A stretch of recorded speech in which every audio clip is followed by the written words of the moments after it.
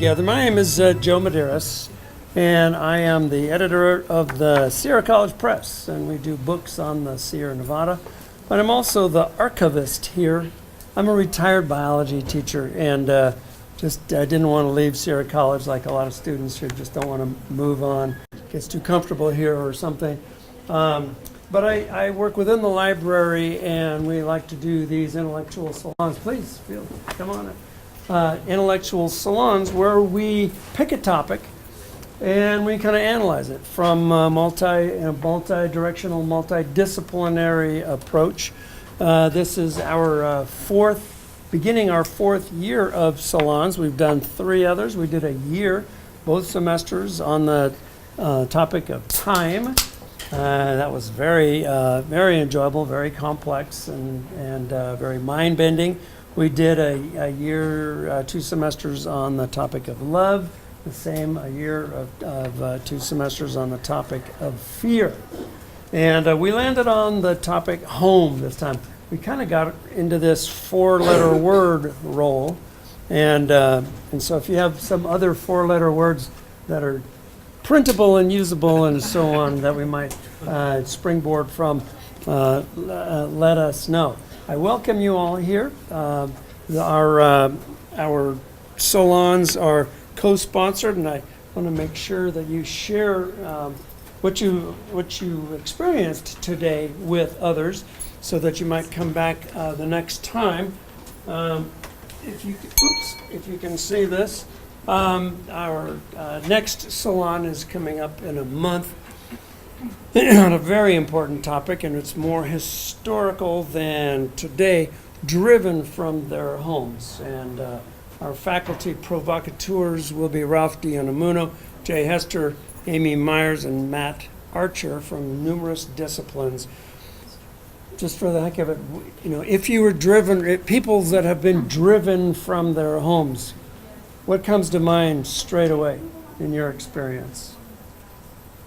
What peoples? Sorry? Refugees? But I mean, Native Americans to start, right? Jews. What else? Jews. Others? Eviction. Eviction. Well, I'm thinking about peoples that have been driven, evicted, have become refugees wherever they end up, and so on. The Japanese when they have to leave. Well, just about everybody has been ejected, rejected, forcibly out, or whatever. But interestingly, nobody came up with African Americans or Africa, the entire African slave trade, and so on. So that'll be next month. In April, I'll do one with 2 other biologists, and this one's going to be called There's No Place Like Home. We're going to get out of the human focus of home and look at a biological focus, clearly anthropomorphic. What is a home in biology? Is it a nest? Is it a den? This and that. Is it permanent? Is it temporary? Is it a territory? All these different kinds of things. And then in May, just before the end of the semester, we'll have Michelle Johnson, who's right here with her classes. All of her English classes go through 3 major papers where they focus on different aspects of home. So students will be here to recite their works, their perspectives, and their heartfelt interpretations of this whole concept of home. So our provocateurs for the day are me and Jason here. I have an old file photo of Jason. Things have changed, so I updated his photo. That's awesome. Good job, Joe. Yeah. So I don't know Photoshop yet. I'm still working on it. So. No, I think, exactly. Jason, if you had one word to describe home to yourself, what would it mean? Probably safe. Safe. Yeah, safe. Good. As I have become a grandfather, home to me is with my wife, my family, and my grandkids, and so on. But I actually think that if I had a physical place that was home, it would be the Sierra Nevada. And that's one of the reasons I haven't left California yet.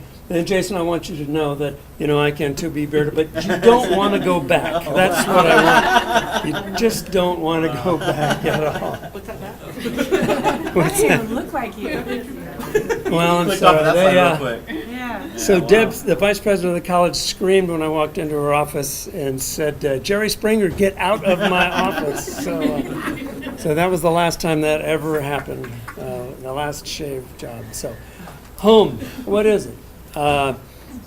There's no place like home, is there? As a biologist, I go back as an ecologist. I like to look at the root word, ekos, which is Greek. It means a house. And we take our two words, ecology as the study of the home, economics as the study of the management of the home, and so on. So this is but it's still kind of a physical thing in those matters.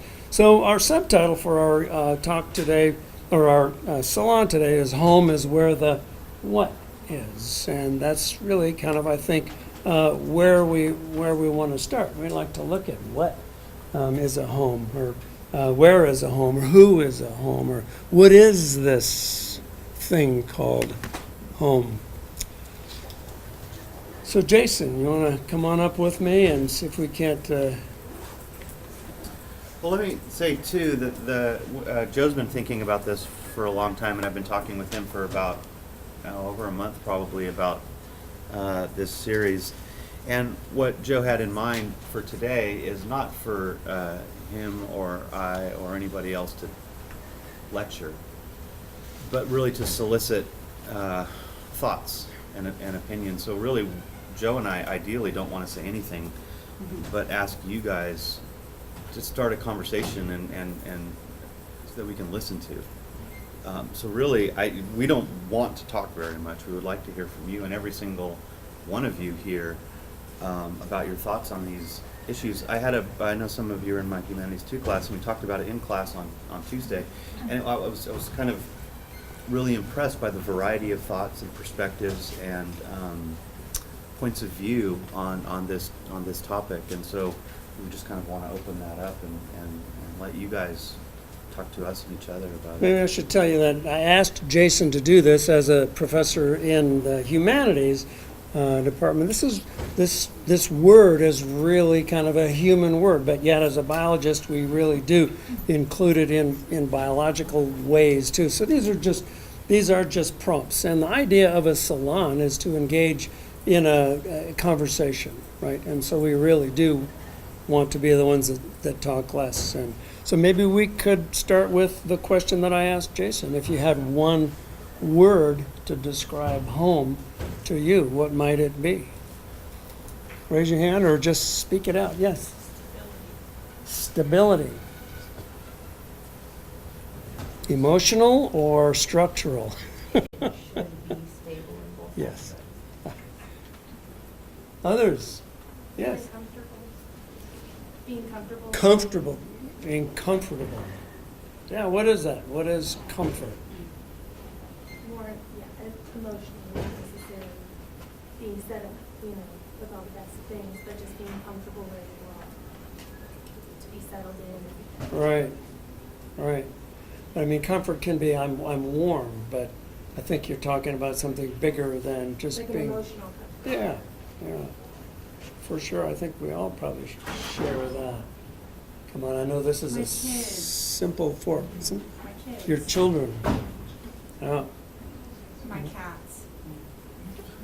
If you can I ask you a question? If you had your kids and your cats, but you were moved to a different physical environment, would it feel like home to you, or would it feel different, or how would you characterize?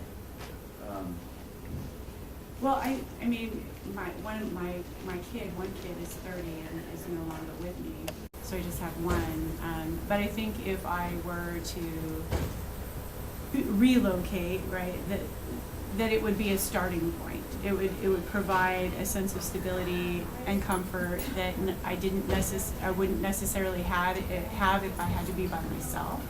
So it provides that support as we navigate this new space, potentially. I mean, you know, now I think about it because I've rescued so many cats from Sierra College. You're the crazy Ben crazy knows. cat lady. I am. But Just I one mean, of but that them. no, I have 9. I have 9, and so it is crazy. But I think about I think I can't leave this house because there's no place that, you know, like I couldn't move into an apartment because of my cats, right? So that idea that the cats in many respects now are sort of structuring the kind of home that I want to keep, right? Because it involves. Would you say that having in there. responsibility is part of your conception of home? Having responsibility for the well-being of. I don't know that I would factor it in there, but I mean, I could certainly make an argument for it, for sure. I bet those cats, if they were asked where's home, they would say Michelle Johnson. Yeah, with the bag of food. Well, I don't know. Cats go where the food is. Yeah, exactly. Yeah.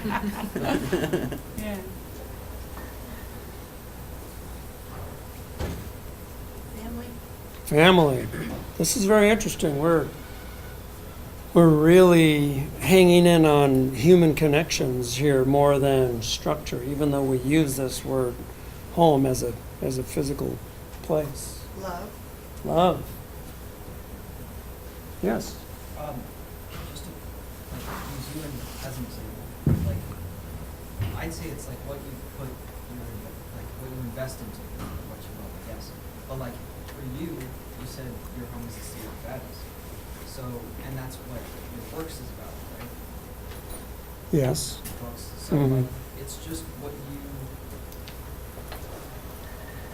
my understanding of like mythology, at least in Polynesian culture, is that when you have a kid, like you're now living through the kid.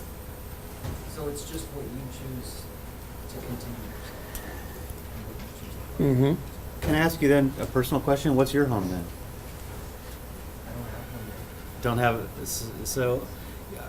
Am I understanding you to say that home is where your interests or passion lie? There is a big thing about responsibility because in order to have a home, you have to like have meaning, and in my opinion, responsibility creates meaning. So you have to put that in. Yeah, and can we bounce too? Can you guys respond to each other? That would be really cool. Yeah. Yeah, and I guess thinking about what I consider home, I've moved around a lot, around the state, around the country, and I think saw the picture of Joe in the Sierra Nevadas. One thing for me is I grew up in the East Bay, so not only is most of my family there, and that's kind of what I see as home, but it's also like the smells of the Bay Area, like when I smell the bay when I go home, the saltiness of the marshes, and then also the prevalence of the wild fennel. So it's the smells, and then also the geography, the bay itself, and then my family who all live there. Well, and to kind of echo off of that as well, growing up in the military, we moved every 2 years, and I think that because of growing up and moving every 2 years, that I think at least for me, it forced me to not put so much primacy on a physical location as much as the people who are in it. And so as long as that unit stayed with each new base, right, that was the constant, the house wasn't. And so I think for me, which is ironic too, because moving all around, you would think that would have continued that sort of migratory existence, but it didn't. I've lived in the house that I've lived in now for 20 years, and I have no desire to leave, right? And so, because of my cat. But I, you know what I mean? I think sometimes, because I think about like with the students, some students who don't have that stability of a place, then they find their definition of home in the people and the relationships that are formed, so that whether they're living in a house or in a barracks or in a tent or out in the wilderness, right, as long as these certain constants are created, then they're able to move forward. But when that's disrupted in many ways, that's, I think, when they become, or they might feel homeless. Yes. So what Michelle just said actually made me think of something. I've lived in many places, but I haven't considered it as home. So when I, in college and after college, when I lived in an apartment, that was where I lived, but my parents' place was what I called home. I'm gonna go home. And so that's pretty interesting. It's like, I don't know exactly what defines that, but not every place I've lived has been home. I think that kind of defines that was home is where your heart feels it belongs. In a way. And that can be both physical and emotional, right? Yes, sir. Yeah, I think home is kind of what you're familiar with, or what you feel comfortable with. It's what I would think of home is. You feel comfortable, you can be yourself. All right. Would that be like a physical? Which would be more important to you, like a physically safe home, like a comfortable place to be, or the relationships there? I know they're both true, but for you, which one would be more uppermost? For me personally, it's probably the connection with my loved ones,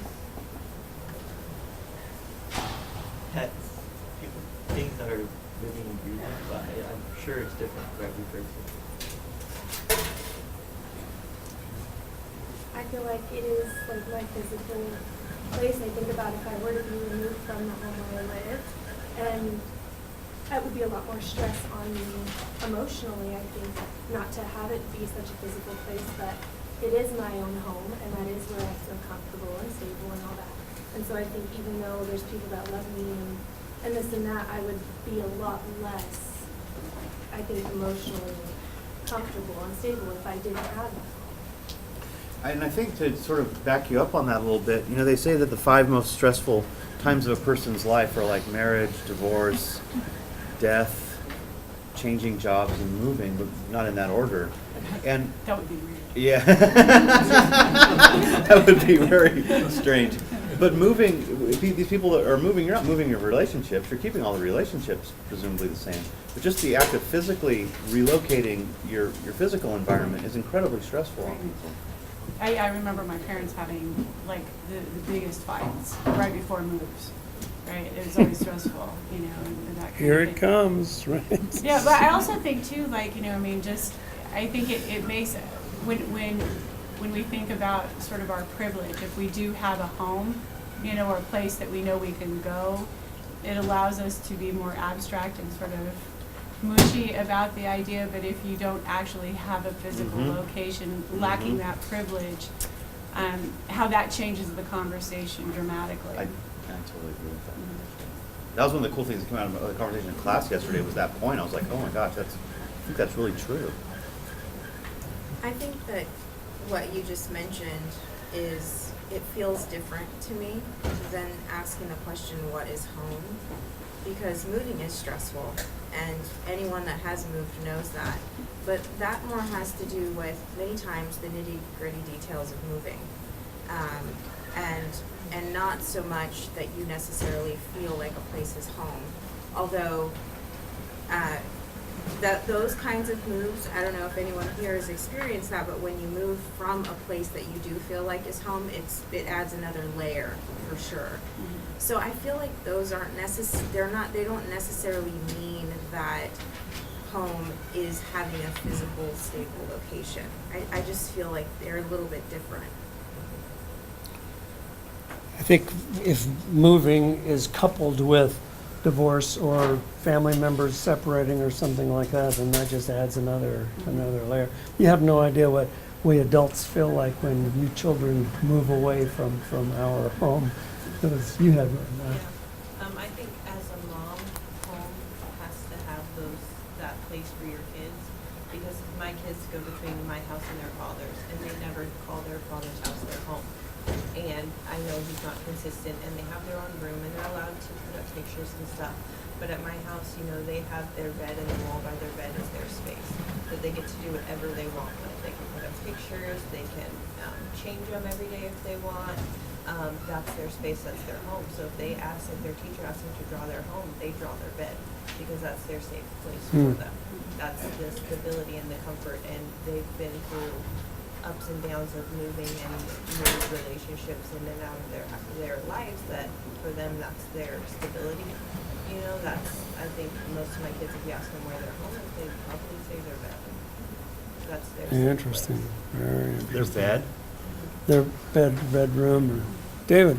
You know what, having lived in a foreign country for a number of years, you know, and also spending time behind the Iron Curtain during the time that East Germany, you know, had raised its head in its communistic designs, I have to tell you that after having been away for many years and then coming back and flying over the Statue of Liberty, I really felt like I was coming home. I mean, I had no idea just what the United States meant to me until I had been, you know, in other countries and had actually lived there for several years, and then returning to America, I could not believe the emotion that I felt. I mean, the tears welled up in me, and I thought, what's going on with this? You know, I had not expected to have such an emotional reaction and a psychological, you know, rendering of just how wonderful it was going to feel to be back in the States. Yeah. You know, I mean, I love being in the other countries, don't get me wrong, but I mean, just to come back to the country. Well, I wonder what it is with people that are so different, because I've traveled in a number of different places and met people who are Americans who lived 35, 40 years in America, moved, now they're living someplace else. They're happy as a clam, and I said, don't you miss? No.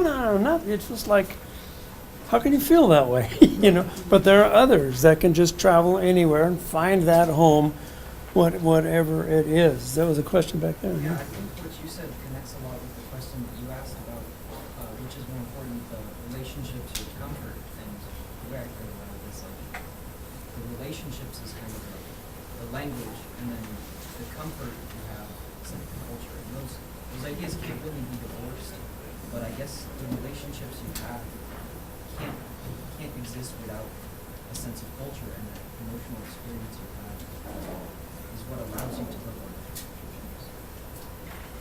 Mm-hmm. So it changes what your home is.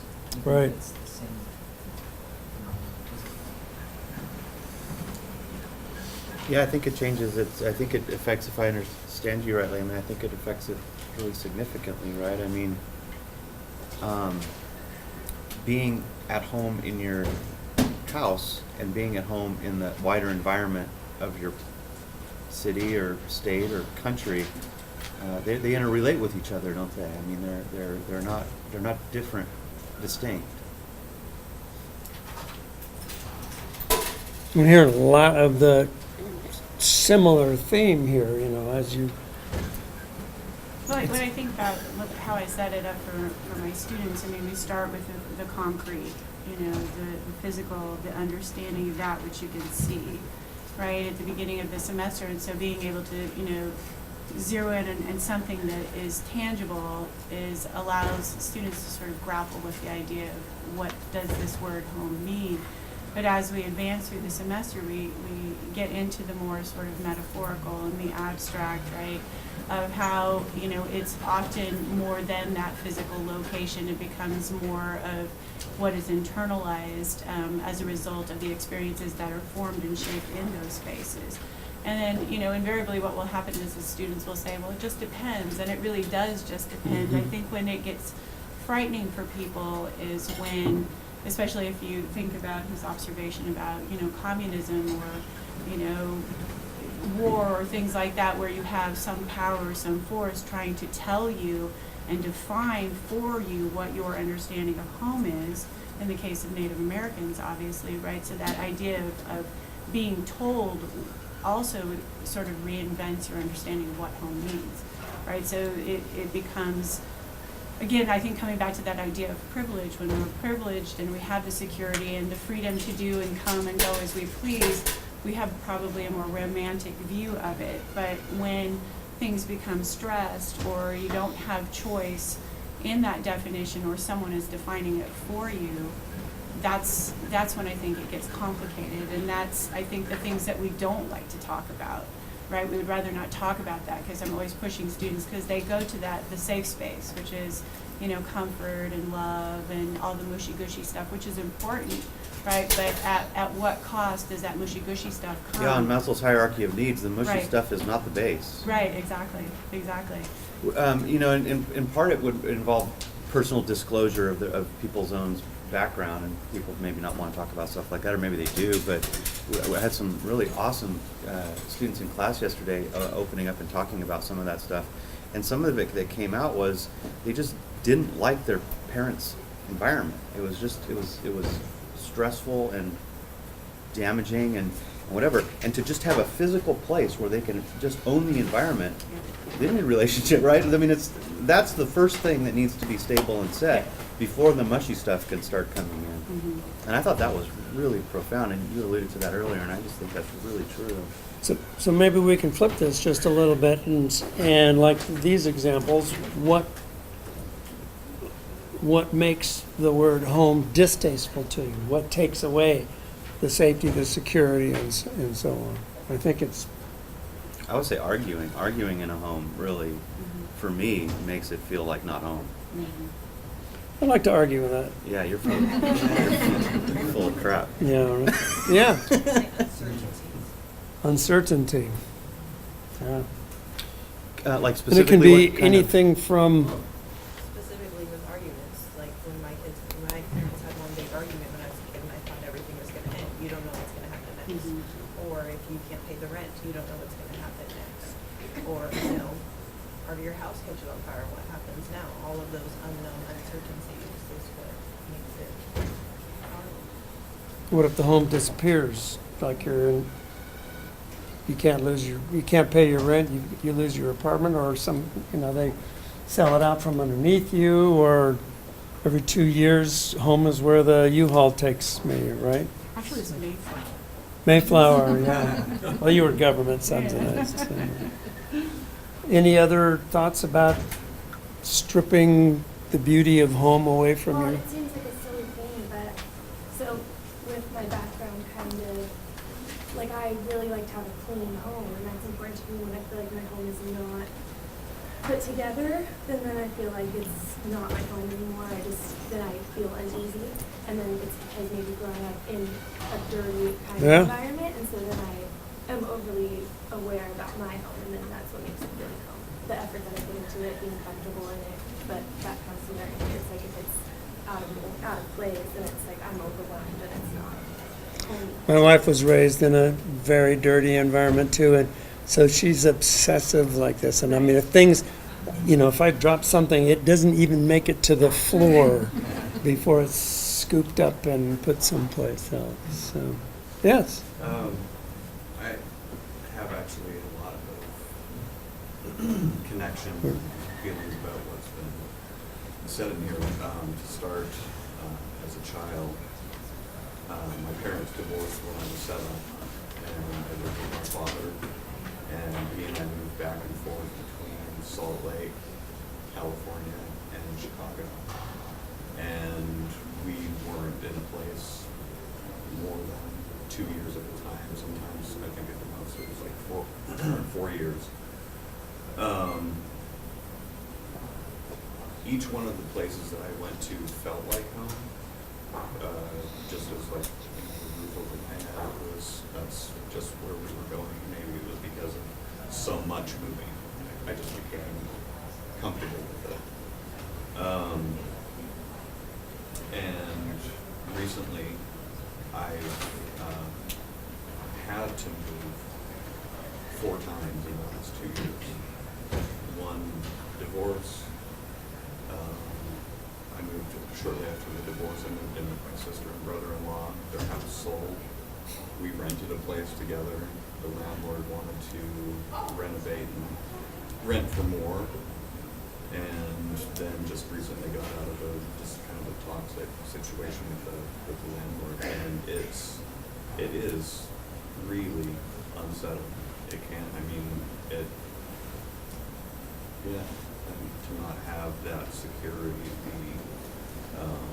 and then it does go back to the emotional part of it, like what feels like home. Of course, the dwelling, like you're saying, the Sierra Nevadas, but also being with a loved one, someone who cares about you.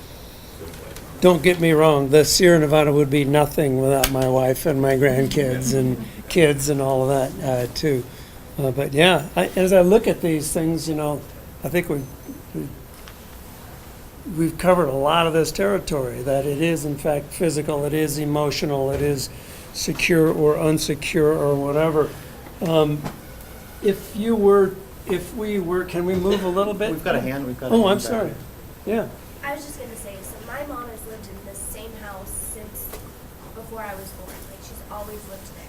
And the thing that makes it not home for me is my mom herself, because she's manipulative and emotionally abusive, and she, like, when her and my dad got divorced, and then I never saw my dad, or I don't see him as often as I see her, but I still just don't feel like either place, even though that's the house I was raised in, that's the house that has always been my mom's house.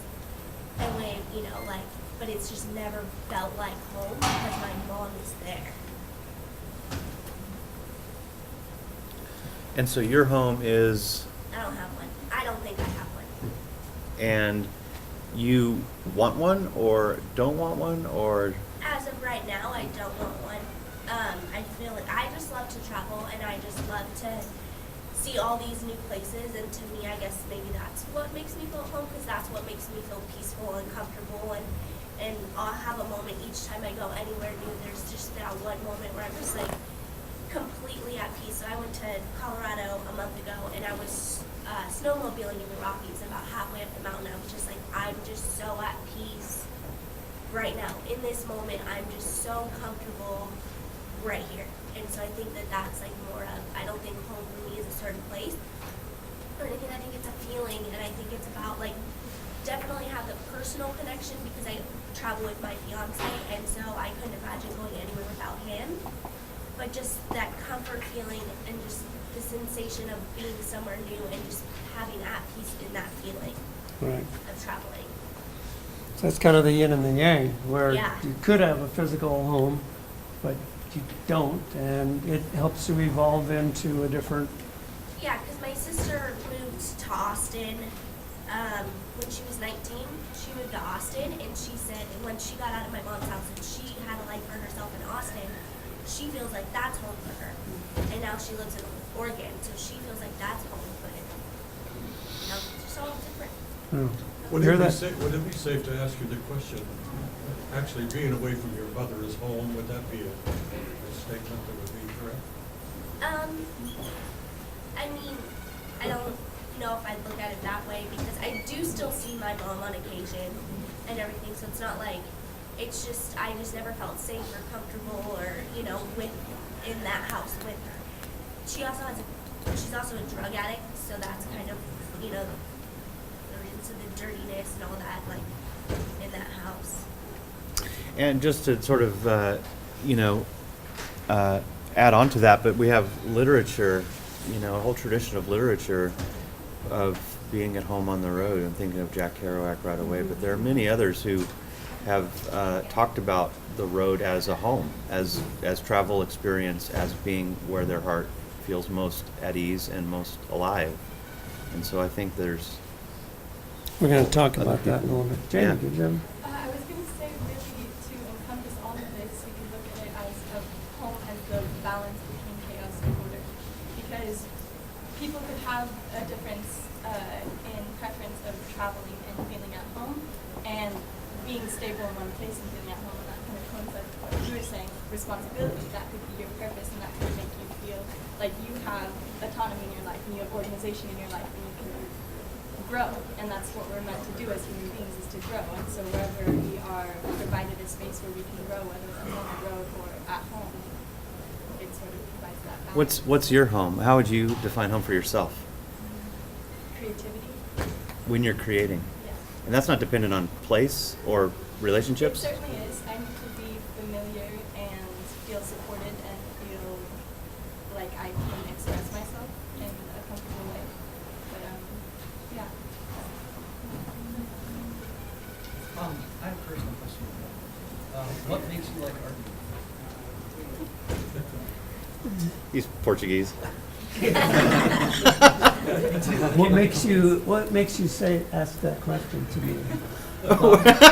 No, do you think I'm an arguer? Don't take the bait. Don't take the I bait. thought I heard you say that. I was just joking about that. Okay. Yeah, but I used to argue quite a bit until I met my wife.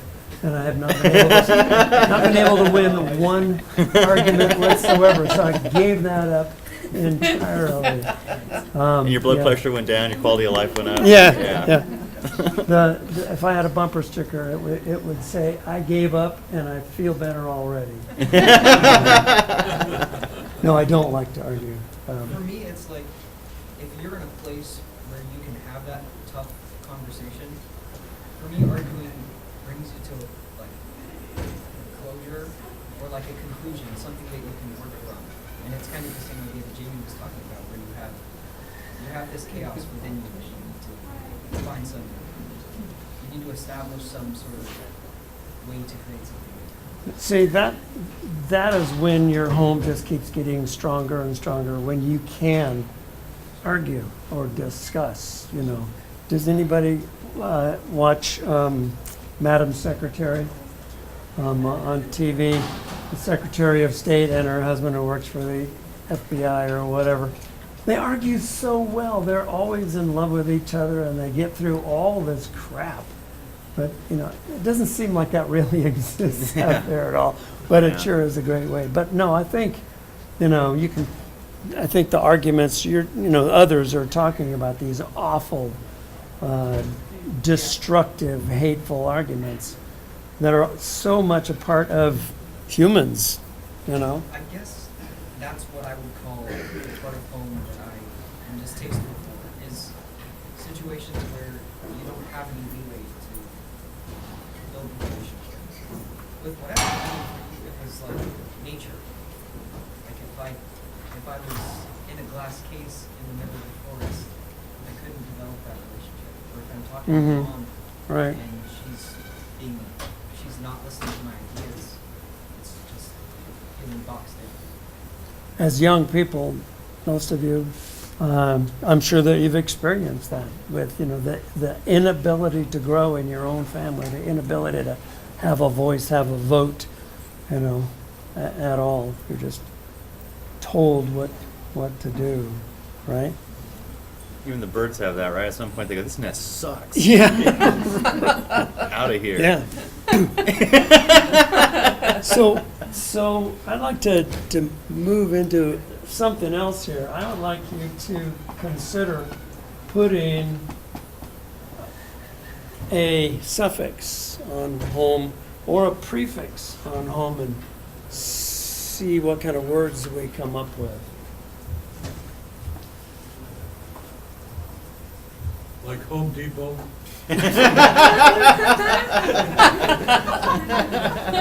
I love that play. That's one of my favorite stories. I feel at home at Home Depot. Hometown. Hometown, Homegrown. homegrown, Homemade. homeland. Are these all sounding kind of snuggly so far, right? Yeah, somebody said homebody. Did you say homebody? Homebody. Homebody. That one doesn't sound snug. That sounds like someone. They stay at home all the time, right? That's like kind of Isn't there a syndrome for being a homebody? But I mean, the word itself. What I mean is the word itself carries a kind of a little bit of a negative. Okay, let's try this. Let's make home negative by putting a prefix or a suffix. Broken home. Broken home. Homeless? Homeless. Homesick. Homesick. I'm just gonna put the, there's some positive ones. Home run, Or could we add an adverb and just put ly at the end? homely. Homely. Yeah. What the heck does that really mean? Yeah, what is that? That's an interesting Generally word. a negative. It is a It's negative, but yet, Yeah. It means not good looking. Not very attractive. yeah. What kind of What's homes? up with that? How did you get that word? Yeah, really. You are homely. I know Yeah, well, that. you're pretty. You're not exactly. You're not exactly the opposite either. I used to work the grave shift, and we had, I was a waitress, and we had these twin women who used to come in, and this probably doesn't shine well on me, but we used to call them Ugg and Home, the Lee sisters, you know, and because they were just unsavory individuals who would come in and make life terrible for us, and so yeah, we used to call them Ugg and Home. So The Lee sisters. Why is homely a name? this is Well, like there's Home captured my. E, right, Home E. Yeah, you but that's know, like and then positive. HOMIE, right? Yeah. That changes it too, but I'm just wondering why. Can you be a home E is bad. homely, or a homie, I don't know. homie? That's a good question. I really don't. I don't even know how that it came to be sort of a derogatory, but Yeah. yeah. Does anyone want to continue this ridiculous discussion? Words matter, Joe. Come on. How about putting a prefix in front of home and making it negative? What happens when you get old and they send Oh. you to the Old folks. old folks home? Or the Retirement home. home, Mental home. mental home, right? Yeah.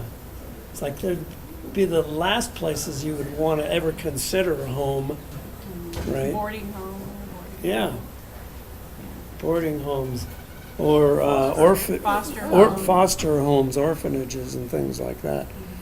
So I we, just- we I- try to make the situation or venue or whatever nice by giving it a nice word when there's just nothing nice Right. about them at That's all. how they do, yeah.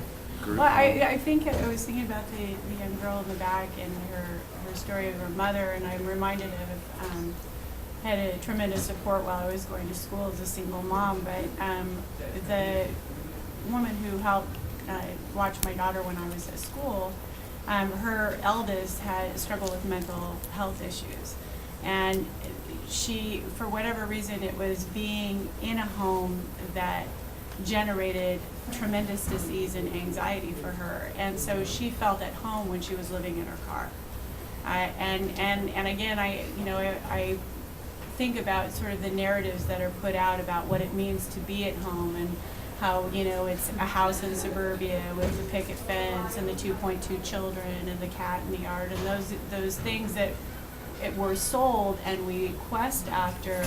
And for those who struggle with mental issues, like the idea of trying to achieve that very thing creates and generates such anxiety that they do feel more security and more sense of stability, not trying to maintain that thing that somehow or another has been sort of passed down, that's what it means to be successful and an adult, is to have those things. But if your brain doesn't necessarily process in that way, the idea of trying to maintain that is more anxiety ridden than actually just living in a home.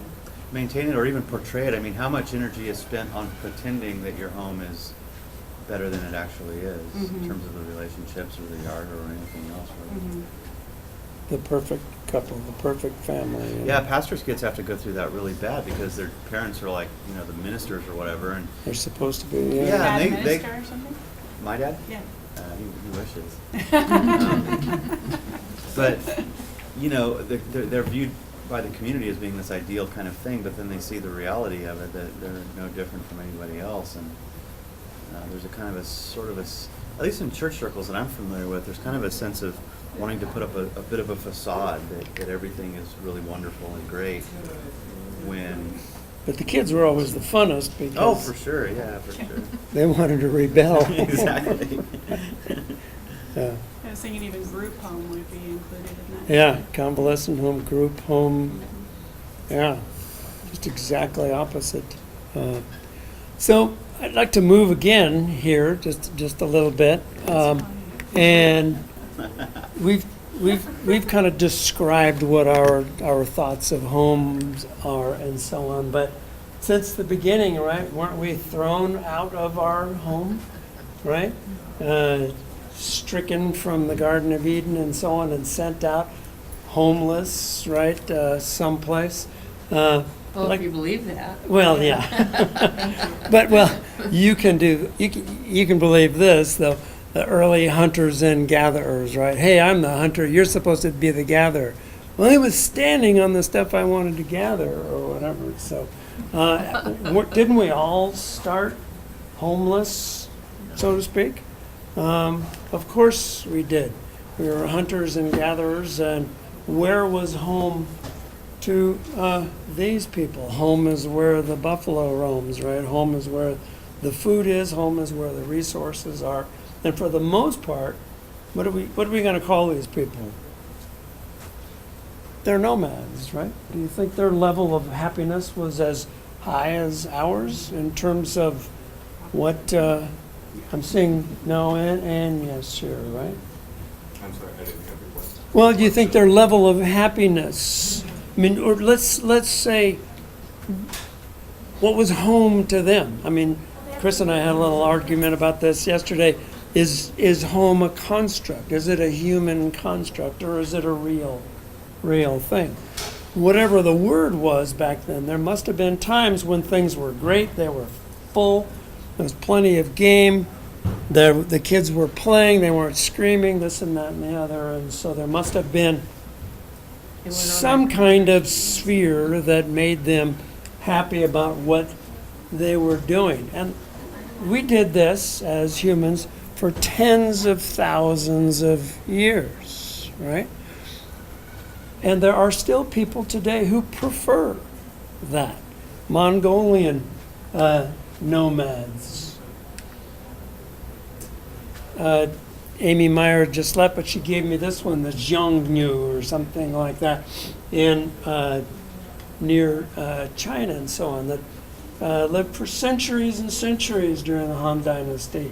And they were nomadic people, the Arabic Bedouins, all over Europe and North Africa and Asia, the Chum of Siberia. These people's lives, does that look like an unhappy family there? You see pictures of Mongolian kids and their red cheeks and they're smiling, or Inupiats or Eskimos or wherever it happens to be, Romani gypsies, old and modern, right? They prefer this. So can I ask a question? Why are they moving? In this picture, it's probably pretty simple. Resources. They're following resources, right? Food, game, seasons. They could be latitudinal movements. They could be altitudinal movements. They were probably a lot closer to nature in terms of their understanding of seasons and all of this and so on. But some of those others before, why are they moving? It's just, it's part of their culture, their DNA. Their families move. They may move thousands of miles a year, or at least hundreds of miles a year. And all the trappings that, some of us were talking about, I hate to move. Because the longer you stay in the place, the more what you collect, and the more you've got to move and so on. I just came back from visiting my daughter in Portland, who I've offered, I'll buy you a home if you come home to Auburn, but lives up there, and she lives in a 600 square foot house, happily. Will you adopt me? Yeah. My words exactly. I don't need no sons. Well, what I think is interesting is, in terms of human civilizations at the end of the last ice age, that was like the last group that was truly nomadic.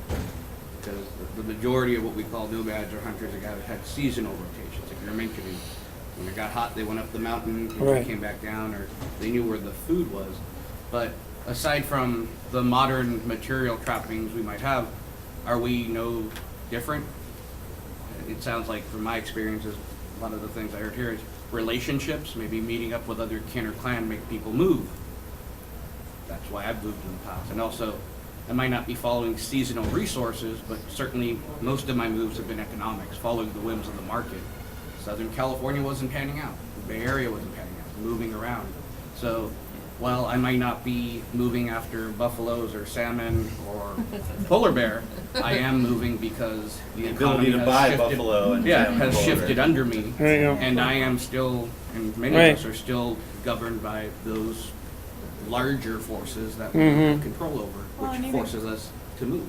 Yeah, well, even climate, I think, if we think about home, what is our ultimate home, the planet we're on, and how we care for it or don't care for it, it may dictate movement as well, right? Especially if you think about the storms that we had, Miami going under and Puerto Rico, those types of things, there you're having to move, not necessarily because of choice, but because nature is saying, it's time Right. to go.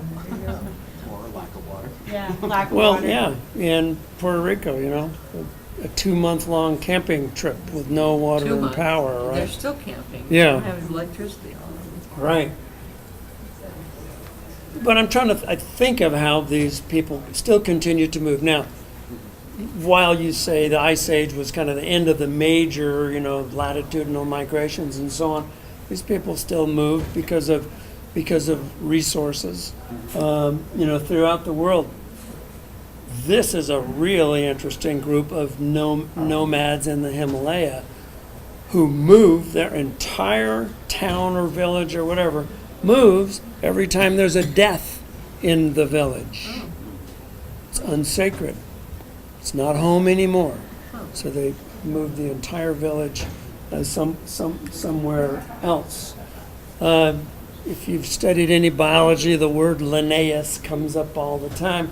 And Linnaeus, as an adult, he was a botanist and the originator of scientific naming and all that kind of thing.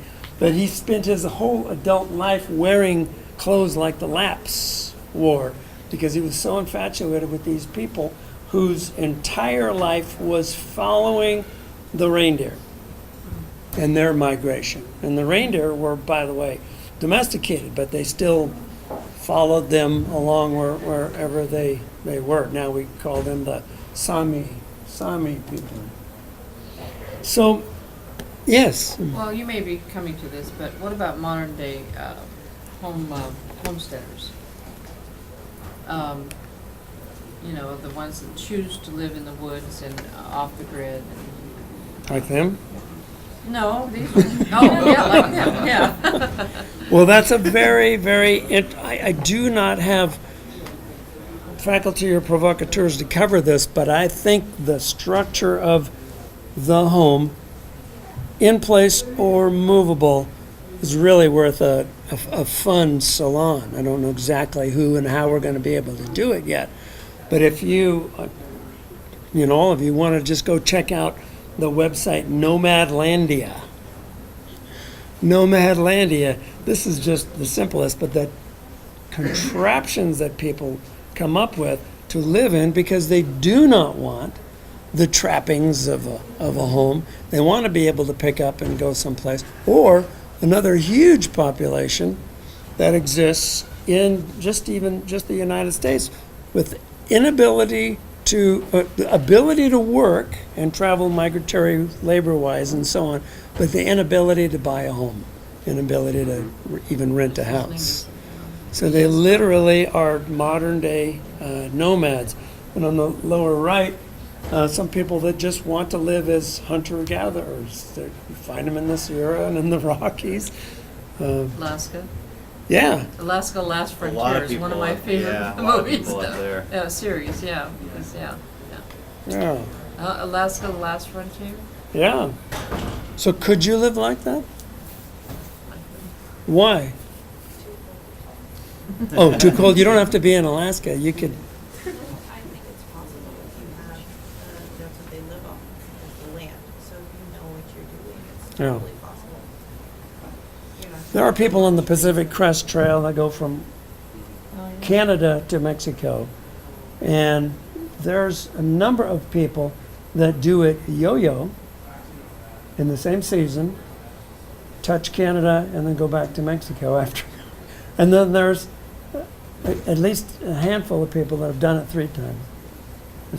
Their home is essentially, and I'll have to share that my wife and I did the John Muir Trail, 200 and some miles, twice, and we spent 30 days out there off grid, and it was the best months of our lives, you know, especially because What did you eat? without the Did you trappings. live off the land when you were there? No. Okay. We You dehydrated took food. your own No, food. we dehydrated all our food, and I caught a lot of fish, and I tried to eat them before my wife would eat them. Yeah, Right. it's interesting.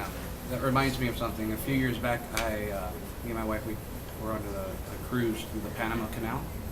So So we picked up in San Diego, went through the canal, and ended up in Fort Lauderdale. And it was interesting because I was part of a larger cruise that started actually in Australia. Came through the Pacific to Hawaii and then down the coast of California. And there were quite a number of retired people from around the world, but many of them from the U.S., that they live on cruises because it's too expensive for them to live in the United States. They collect either a pension, retirement, or Social Security, but they had constant access to health care on the cruise. Wow. Yeah. That's insane. That's a good idea. I was gonna say, that's Yeah. clever. Yeah. Wow. Interesting people on cruises, yeah, Yeah, but that age restriction. no, there weren't. And there was this one guy I talked to, and he had won the lottery in New York. He was like a cab driver, so in like the 70s, he won the lottery. What he was telling me is when he like factored his costs per year in terms of buying early on one of these worldwide cruises, he saved money because he was fed and taken care of. Wow. So yeah, I gotta think about these people. Like that happens on the oceans. Wow. You know, in the old days, there were hotels. A hotel was someplace that you went for weeks, if not the summer, right? And you lived in nice accommodations and you dined every meal, you know, in the hotel. You know, could any of you live at a hotel? I guess it depends upon the hotel. Yeah. Gary's shaking his head. Yeah, I could. Or Where everything's done or for do you. we want to retreat to our home to cook our own meals, to sleep in our own beds and things, you know, like that? I recommend 30 days on the John Muir Trail. By the way, we call it the JMT 30 diet. We both lost a lot of weight.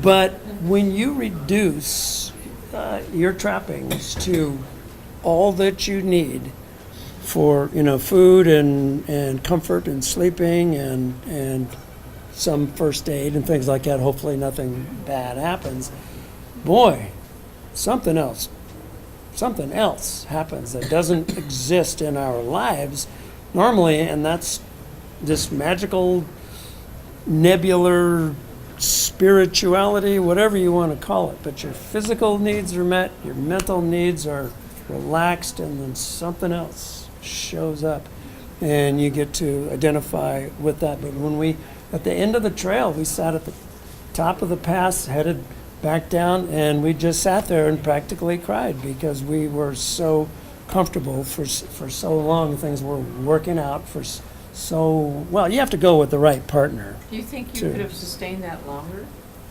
Oh yeah, And- yeah.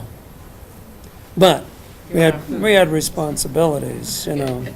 Yeah, you young people without so many Yeah, homes responsibilities, to buy for family. do it now before. Yeah. So what, you know, we have a few more minutes left. Can we shift to what is your idea of a physical home? I was in the Am conversation. I jumping too fast? No. I wanted to bring up something that was really interesting to me in my conversation with Joe yesterday. My grandparents, which would have been the greatest generation, the World War II generation, when they built homes in my hometown of Fresno, they were like really tiny. If you go to these older neighborhoods, homes built in the 50s or whatever, they're not big. They're little bedrooms and a little den One and a little bathroom, kitchen, one yeah. bathroom people share. And something happened between the 50s and 60s and now. And now these houses are just, well, they're really, really Even large, average aren't they? houses are ridiculous if you really think about it. It seems like a huge change that homes used to be very close and communal, and now they're more spread out. And Do you think it's because more, I mean, you know, I know it's easy to sound nostalgic and, you know, wax about the way things used to be, about playing outside and things, but because we've become more screen-oriented, more online, we need to have what used to be provided by the outside on the inside. So we make the houses bigger because we don't leave our houses as much as we used to. And so we need distance from these people that we would have normally enjoyed going outside Very to interesting. escape, possibly. Well, that sounds insightful to me. That's an interesting thing. And I would never would have thought That's, of You know, one year, my wife and I lived in a VW bus in Europe. that. You're I would a recommend hippie. that to everybody. It was one of the most fun experiences we've ever had. We live in a house that's about 4,000 square feet now. And we still look back on that time in Europe and think, you know, we had just this small enclosure. Okay, we were able to do our laundry and everything else, you know, at the 8 places where we lived. You know, that's where we stayed.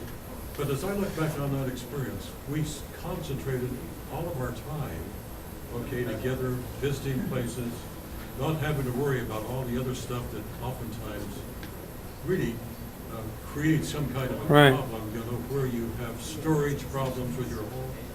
So I would recommend it to everybody. well, you're I young. don't mean to suggest we were flower children, but we just really had a great time. Yeah.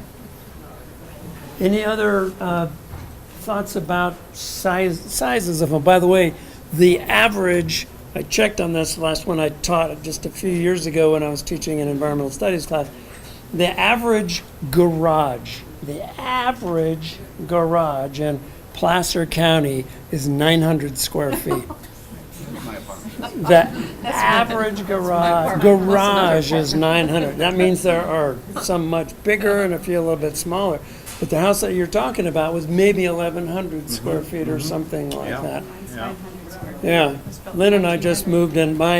Our walk-in closet is bigger than my bedroom was when I was a kid. I mean, I Yeah. would say, well, I guess if the house is too big, then it does take away maybe a little bit of that home, because there's Yeah. that distance, too much of a distance where it's detached You from can't, that. David, can you find your wife in the house now? It's 4,000 square feet, so rough. Yeah, one thing that strikes me when you're talking about the spaces of homes is when I travel, it could either be in places like Europe or Latin America, a hotel or doing Airbnb, then I realize like how much space I expect there to be in terms of inside of someone's Right. flat in Paris where they just have a small hot plate. Then they have a small living room. The bathroom's tiny, and I feel like a big American. I'm like, oh, really Yeah. clumsy. And so it's also interesting what people feel they need in terms of their space. Right. By the way, growing up in Fresno, did you have air conditioning? Swamp coolers. Swamp coolers, Yes. yeah. And all of us old folks, we lived without air conditioning. Air conditioning in a car was rolling the windows down and going as fast as you could, and so You on. have seatbelts. Yeah. Just thought, well, how about, could you live in a home like that? No, Or that? no. Is that Mar-a-Lago? Yeah. Yeah, okay. Or I got- and It's that's either Mar-a-Lago or Versailles. Trump time, yeah, right. Either one end up with the So a few years ago, I led a group to Tanzania, and the Maasai are in both Kenya and Tanzania, and this is a chief's home, the biggest one in the village. And because I was leading this group, I was the chief of my group, and Lynn and I were invited in as the chief, and through an interpreter, we asked questions about his home. There was a little bed for the baby. There was a bed for the newborn goat or calf or whatever. There was a little cooking fire with 2 or 3 utensils. All of your clothing you wear at all times. You show all of your wealth or all of your riches all the time. So there's no other set of clothes or drawers, no need for any of that kind of thing. So after this amazing treat to learn about this man's home, the largest in the village, the interpreter said he wants you to describe your home now. And I just honestly didn't know how I could do that without being thought of as the most foolish man in the world. Actually, what you're describing reminds me, there's a great book, I can't think of the person who's a photography book, it's called Material World. And the photographer went around the world and photographed families with all of their possessions. Mm. And it's an incredible work. Like, you go to Saudi Arabia and the sheer wealth is abundant. And then they also had in Bosnia and Kosovo during the conflict and what they had, right? And it's really interesting, and they came out with a later edition which looks at the material world from a women's perspective. You can probably, I don't know, you might even have it on the shelves, but it's a really interesting for people who are visual learners to get an opportunity to see that idea of how oftentimes home is associated with the stuff that you have. Right. Not even necessarily the structure, but the contents inside of it. Yeah. And you're mentioning the Maasai warrior and how they wear everything that they have, would Right. be a very minimalist shot. Precisely. Yeah. But if I were to tell them just what is in my garage, first off, I'd have to Yeah. know what's in my garage. Yeah. Totes. Yes. No, but what did you say? I stumbled all over Did the you say place. Lynn? And then left. Yeah. My wife will explain. Yeah, we have a closet that's bigger than your house for just her clothes, and then a little space for mine. No, you must travel. You must go someplace in small quarters. You must find someone that you can communicate and be with, a loved one, a good soulmate. Okay, and you must go see them. Well, I used to tell my students, you must take a soils class so you can learn about what all living thing, all life is all about. You must take some geography. You must travel. Don't save for a new car. Save for some jet fuel and get out there and go see the world for sure. Next presentation is by Ralph from History and Native American Studies, Jay Hester from African American Studies, Amy Meyer from World History, and Matt Archer from Anthropology. And it's gonna hurt because we're gonna talk about some of the most ruthless removals of peoples on Earth, and to feel how homes, both physical and emotional and so on, can be torn from your life. And talk about PTSD. It goes on and on and on for sure. After that, in April, we'll have some more fun. What's home to a tick? What's home to an intestinal parasite, like a tapeworm? Okay, what's home to a snail? What's home to a hermit crab?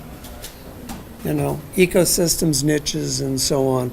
So please come back and join us. Do you have other thoughts that just didn't make it out? We really appreciate your input today. But this is fun. So we hope to see you next time. Jason, thank you very much. Any parting remarks? Thank you so much, and have a good balance of the day, you homely bunch of people. Speak for yourself.